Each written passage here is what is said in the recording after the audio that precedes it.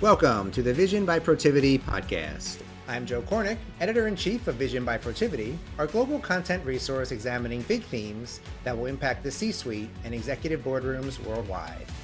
Today, we're exploring the future of money, and I'm excited to welcome Swift's Suresh Rajalingam, who heads the Oceania team covering 20 countries across the region.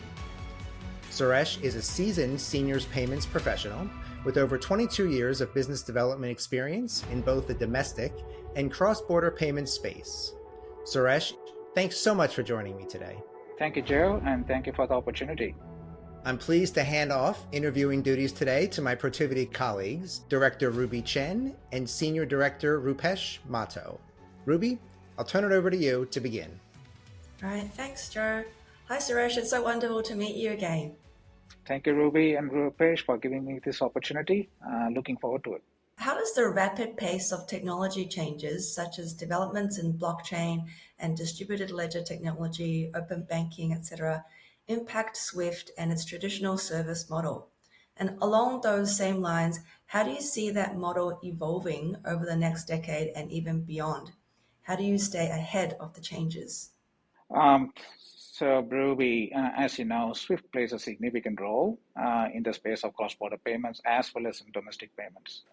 So, just looking at the cross-border payment space, it has come a long way in the last few years, thanks to recent improvements. They are now faster than ever and with more transparency and less friction. So, it is an evolving space. And our vision, which is Swift's vision here, is payments to be instant and frictionless from account to account anywhere in the world. Because that is our strategy now and over the next 3 to 5 years. One of the initial stepping stones which we launched around in 2016 actually was Swift GPI, that is Swift Global Payments Innovation, actually which brought speed, transparency, and traceability to cross-border payments. And we are now bringing this vision closer to life with our new transaction management platform. We are actually completely reimagining how transactions flow around the world, making it possible for banks to seamlessly work together so that every payment can flow faster and further. It is all powered by Transaction Manager, which provides a centralized view of transaction data so that all participants can access it simultaneously in real time. It's a foundation that we can all build on and one that opens up to a whole world of possibilities. In parallel, we are also seeing growing interest in blockchain, CBDCs, and tokenized assets.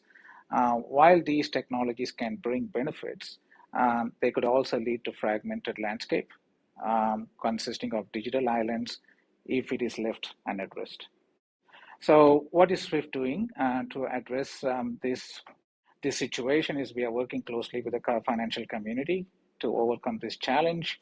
And for example, we have developed a solution with the community to enable CBDCs to move between DLT-based and fiat-based systems using existing financial infrastructure.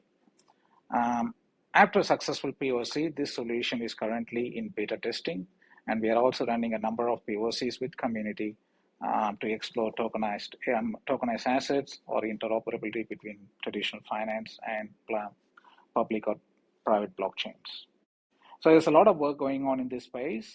We are fully involved with the community so that we achieve our goal of instant and frictionless transactions wherever you are in the world. Suresh, always great and pleasure to meet you. I have a couple of questions as a part of our vision series. The first one is regarding with Swift and innovation. We see that a Swift network has been widely used, of course, to transfer money and to do trades and do supply chains and security-related assets. We have also seen in the past, Swift network have also passed informations along with those payment messages. With the advancements going on with the Swift, what are the other opportunities you foresee in terms of data that can be transmitted via Swift onto the network and between the FIs? Hi, Rupesh. By transforming the Swift platform to centrally orchestrate transactions end to end, we are taking the next step towards enabling instant, frictionless cross-border account-to-account payments. This way, making payments and performing the necessary compliance checks becomes faster, more efficient, and more cost effective without compromising on security, because Swift is built on trust and security. Okay, we are not compromising any of those factors. Improved data quality, advanced analytics and insights, the new value-added services all become possible, leading to new and exciting customer experience. The recent migration to ISO 20022 standards is fundamental to these aspects. So that is why we are doing the migration of ISO 20022 from traditional fin message standards. As the platform is developed over the next couple of years, we will continue to roll out planned new functionalities for our services, including GPI and financial crime compliance, avoiding major migrations. These services will provide the building blocks to the transaction management capabilities of our platform. Pre-validation, fraud detection, for example, we will continue to be available with enhanced functionality once the platform is live, ensuring the investments you make today are future-proof. So this is our strategy for the next 2 to 3 years, and it is well on its way to be delivered successfully. That's great. Thanks, Suresh.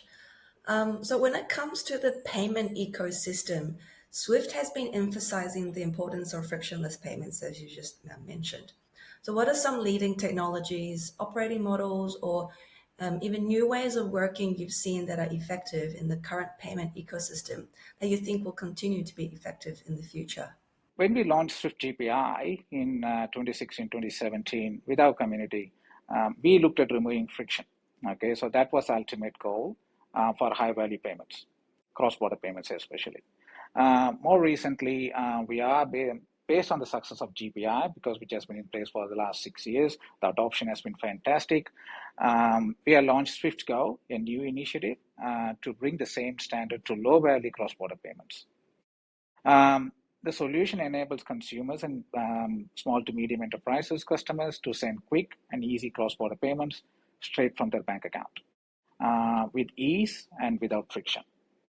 On top of this, SwiftGo also provides greater transparency for SMEs and consumer customers, and each time money is sent abroad, the customer will know exactly how much the fees and how much it will cost upfront. Furthermore, sending banks can fully customize their front end to offer an easy and intuitive payments experience, while also having the unrivaled reach of Swift's community at their fingers. It's all about customer experience. What can we do to improve customer experience in the world of cross-border payments? That's one aspect. One of the key aspects of in cross-border payments is friction. Okay, as a whole, friction in the cross-border payment is costing the industry around $2 billion every year, affecting more than 700 million transactions. What are these frictions? To be honest, most of these frictions are a result of avoidable errors when creating a transaction, such as typos or formatting errors. So what Swift is doing there, we are using using API technology to validate key informations before a payment is sent. Okay, so because when a payment message or a payment transaction is created, we want the sender to validate the data in that message before a payment is sent. In this case, we are reducing the friction in cross-border payments. Before sending a payment, banks can use Swift's pre-validation service to check the validity of beneficiary account by comparing it against a vast library of transaction data Swift is providing to the community. The other aspect at the moment, the key friction is actually the exceptions in investigations. Okay, so many cross-border payments now are held up by exceptions in investigations as they travel globally. When delays happen, such as payment being flagged as potentially fraudulent or has incorrect information, Swift does have a solution called case management, which ensures issues can be fixed quickly. it's actually got made up of two services. One is called stop and recall. If a particular participant thinks that this may be a fraudulent transaction, or there are any issues with the transaction, they can stop the payment immediately, or after the fact investigation of the messages. Okay, if there are any errors in the messages, they can investigate using this case management tool also. So there are multiple services which come together so that the instant and frictionless strategy is fulfilled. Okay, so Swift is continuing to invest in this space, and we are using AI technology so that we can remove friction in cross-border payments. I have another question, and that is more forward looking, I would say, in terms of from emerging opportunities and the concern side of everything have a dual side of the business, and we think about the future of international payments, where Swift has been rock solid in terms of their capabilities, their products, their inventions, and the research. What do you think in the future could go right or go wrong? And where do you see your most opportunities in the international payment space? And what are the concerns you think we should be addressing the most or at the foremost when we delve into the journey? To be honest, the future is bright for international payments, but only if we avoid fragmentation. Okay, so we as a community need to come together, okay, to create an ecosystem which talks to each other in a standardized way. Okay, so as innovation continues, it is important for financial institutions to consider the interoperability of how their platforms can collaborate with other markets. Otherwise, digital islands might appear. So that means it adds fragmentation. So in the world of I'm just generally talking about transactions rather than just talking about payments. You're talking about securities, you talk about trade, FX. If there are fragmentations created and if they don't talk to each other, then the aspect of interoperability is taken out. Okay. So it is very important for the community to put their heads together, create an ecosystem which talks to each other in a standardized way. So things can go right only if that interoperability and the interlinking works together. So that is where Swift comes into picture. Okay, we are concentrating in this space because, as you know, we are fundamentally a standards organization. Within the financial communities, our objective is to standardize and interlink all these diversified platforms. No matter what technology it is built on, it could be built on any DLT or a blockchain technology. But Swift's objective is to interlink these multiple technology platforms to talk to each other in a standardized, seamless way. If you could try to think of the world of international payments and SWIFT in 2030, 2035, or even beyond, what do you see? Any bold predictions? Good question. Predicting the exact state of international payments in 10 years is challenging. But trends suggest that there's increased digitization, technology like blockchain integration and faster cross-border payments and enhanced security measures are actually growing. This is the current trend. Digital currencies might also play a larger role in cross-border payments, although regulatory hurdles could impact their adoption.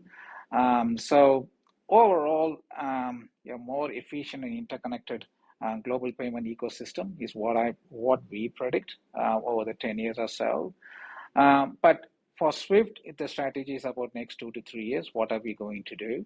Okay, so how do we remove friction in the payment space? So we are basically fundamentally transforming the payments and securities processing to help our customers to navigate complex challenges and they face and remain prepared well into the future. The development of Transaction Manager as a platform is going to go a long way, and we are set to deliver on an exciting strategic roadmap and with our global community that will expand Swift capabilities for the next 2 to 3 years. Thanks so much, Suresh, for those excellent insights. Rupesh and I really enjoyed our conversation today. Thank you, Ruby and Rupesh, for excellent questions. I also thank Protiviti for giving me this opportunity. Now back to you, Joe. Thanks, Ruby, Rupesh, and Suresh. And thank you for listening to the Vision by Protiviti podcast. Please rate and subscribe wherever you listen to podcasts. And be sure to visit vision.protiviti.com to view all of our latest content. Until next time, I'm Joe Cornick.